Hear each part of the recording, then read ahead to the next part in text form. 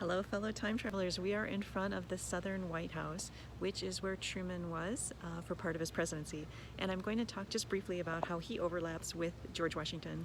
So both Washington and Truman used temporary headquarters. So for Washington, it would be Valley Forge, Morristown, and various taverns. And for Truman, it was the Southern White House. And a second overlap between the two of them is they were both wartime presidents. So Washington, of course, was during the Revolutionary War. Truman took office shortly before the end of World War II.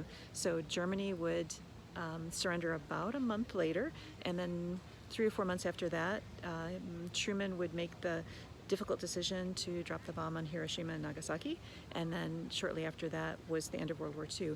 And then he was faced with rebuilding a nation. So similar to Washington, Truman has to try to build a nation, rebuild a nation. For Truman, economically, it's the United States and oversees the Marshall Plan for Europe. And of course, for Washington, it's not only rebuild parts of the United States, but also to create a nation from scratch. So the two of them had a fair amount of overlap. And one last thing is they were both big history fans, which of course warms my heart. So anyway, that's a little bit of history of Truman and Washington here in beautiful Key West. I don't know if you can see this very good at the Truman, at the little White House.